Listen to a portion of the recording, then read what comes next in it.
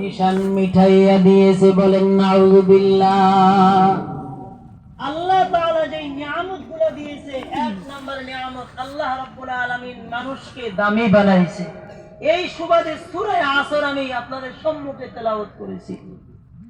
আল্লাহ রাব্বুল আলামিন এত দামি বানাইছে, হযরত শেখ জাকারিয়া রাহমাতুল্লাহ আলাইহি লেখেন যে কোন বান্দা যদি আল্লাহ তাআলাকে স্মরণ করে সর্বদা সদা সর্বদা আল্লাহ তাআলার দেওয়া নিয়ামতের কদর করে, বলতেছেন সাথে সাথে নগদ কিছু ফলাফল আল্লাহ তাআলা দুনিয়ার জমিনেও দেয়, বলেন সুবহানাল্লাহ। দুনিয়ার জমিনেও দেয় নগদ নগদ ফলাফল। আল্লাহর নবী মুসা আলাইহিস সালাতু ওয়াস সালাম এত একজন দামি নবী, জলিলুল কদর পয়গম্বর, যিনি আল্লাহ তাআলার সাথে কথা বলতেন, কালিমুল্লাহ বলা হতো ওনাকে। আল্লাহর নবী মুসা আলাইহিস সালাতু ওয়াস সালাম আল্লাহ তাআলার সাথে কথা বলার জন্য বাহানা তালাশ করতেন যে কিভাবে আল্লাহ তাআলার সাথে কথা বলা যায়।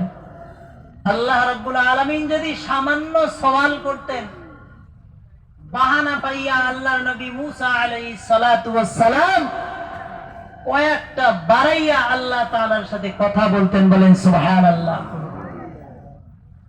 আল্লাহ রাব্বুল আলামিন যদি বলতেন মা তিলকা বিয়ামিনিকা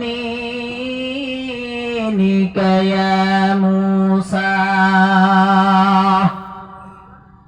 ও মুসা তোমার ডান হাতের মধ্যে এটা কি জিনিস?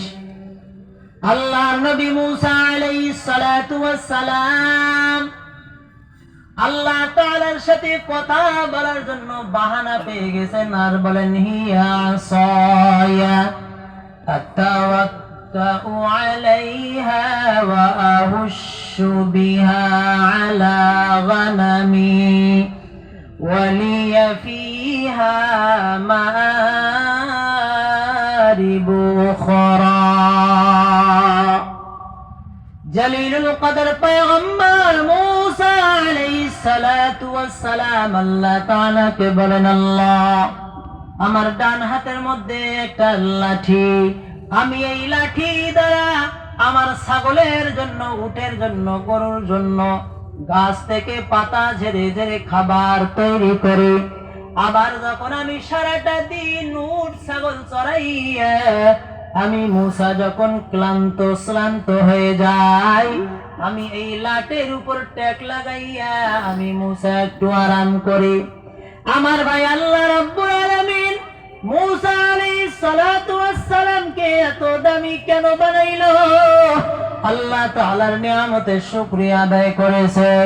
আল্লাহ তাআলা আজকে আমাকে গাড়ির মালিক বানাইছে, বাড়ির মালিক বানাইছে। এর ভাই টাকার পাহাড় বানাইছো, জমিন জায়দাদ কিনছো, কিন্তু মনে করো আমি এগুলা নিজের পরিশ্রমে কামাইছি। ঠিক আছে, পরিশ্রম করছো, আল্লাহ যদি তোমাকে তৌফিক না দিত তাহলে জীবনে কোনোদিন এত টাকার মালিক হইতে পারতে না। আল্লাহ তাআলা বলে, বান্দা আমি টাকার মালিক বানাইলাম, গাড়ির মালিক বানাইলাম, বাড়ির মালিক বানাইলাম, এর বান্দাই সমস্ত নিয়ামত পাইয়া আমি আল্লাহকে ভুলে যেও না, বরং আমি আল্লাহকে ডাকো। যদি আমি আল্লাহকে স্মরণ করতে পারো বান্দা, আমি আল্লাহ আরো বহু গুণে বাড়াইয়া দিব। আল্লাহর নবী মুসাকে এত দামি বানাইছে, যখন দুইটা হাত তুলে আল্লাহর কাছে দোয়া করতেন, আল্লাহ তাআলা সাথে সাথে কবুল করে নিতেন, বলেন সুবহানাল্লাহ। এর ভাই আমি আপনি আজকে দোয়া করি, দোয়া কবুল হয় না। এত দোয়া করি, দোয়া কবুল হয় না কেন? কারণ ডাকার মতো ডাকি না।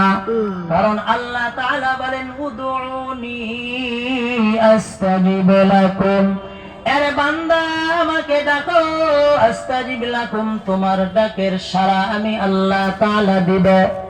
যেমন ডাকছিল হযরতে মুসা আলাইহিস সালাতু ওয়াস সালাম, ওনাকে বললেন, ও আল্লাহর নবী মুসা, আপনি তো জলিলুল কদর পয়গম্বর, আমার শান্তির জন্য একটু আল্লাহর কাছে দোয়া করে দেন।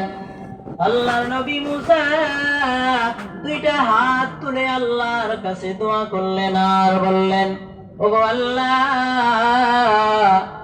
আমার কাছে তোমার এক বান্দা শান্তির জন্য দোয়া চায়, তুমি আল্লাহ তাকে শান্তি দান করে দাও।